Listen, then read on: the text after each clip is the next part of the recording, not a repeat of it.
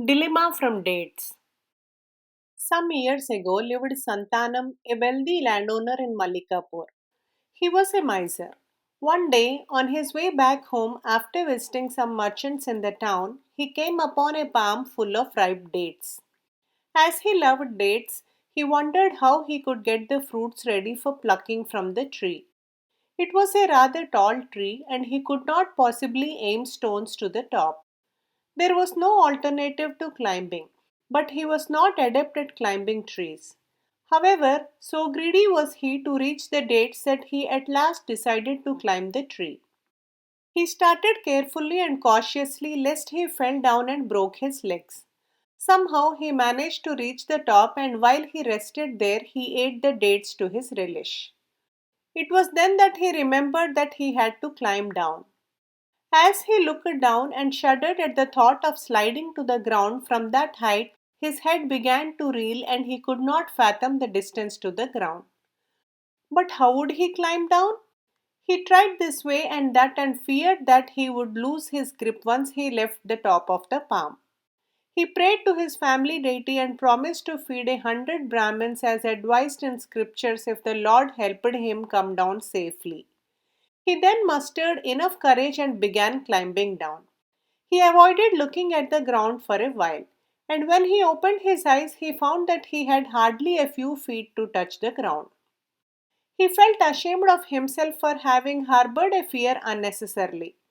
As he continued his walk home, he wondered whether his effort really deserved feeding 100 Brahmins. It was so easy. Why should I waste that much money? It will be enough if I gave food to just one Brahmin. It will have the effect of feeding 100 of them, he contended.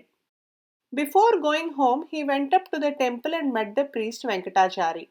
Swami, please have your meal tomorrow at my place, he said politely.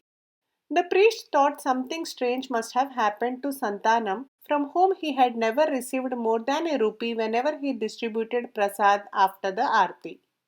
What a sea change! He is now inviting me to a meal at his place. There must be some secret behind it.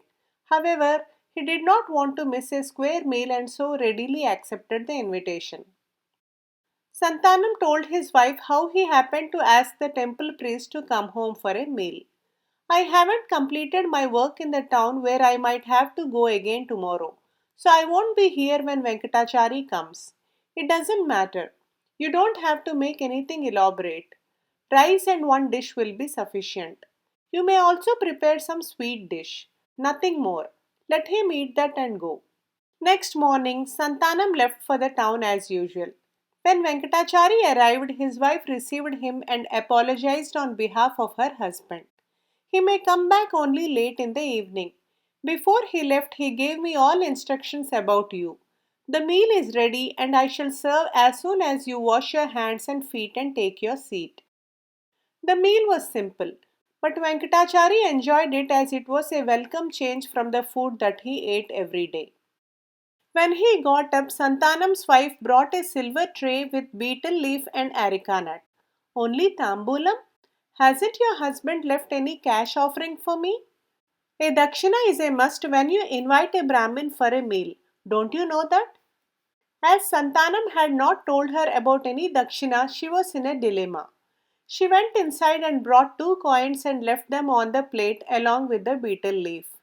Venkatachari frowned when he saw it was just 2 rupees, but he pocketed the coins and departed.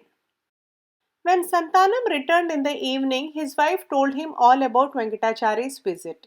He was furious with her because she had given him money over and above a full meal. I never asked you to give him any dakshina. You shouldn't have been so liberal. I shall not let him off so easily. He then set out in a threatening pace. Venkatachari had cleverly anticipated a visit from Santanam. So he faked illness and lay down on a cot. His wife sat by his side weeping. Santhanam brushed aside the priest's son and rushed inside. What have you done to my husband? Wailed Venkatachari's wife. You invite him and what do you give? Poison? The doctor has just left after giving him an antidote, and I have already informed our neighbors. Santhanam was really taken aback. If the people were to see him there, They would sure take him to task. Don't worry, I shall take care of everything. He tried to pacify her. Here's some money to pay the doctor. If you want more, don't hesitate to send your son. He gave her 20 rupees and came out. Thank God, no one seems to have seen me coming, he said to himself. He never forgave himself for having taken a fancy for dates and also climbed the palm. Please like, share, and subscribe if you enjoyed this video. Do provide your feedback in the comment section below. Thanks for listening.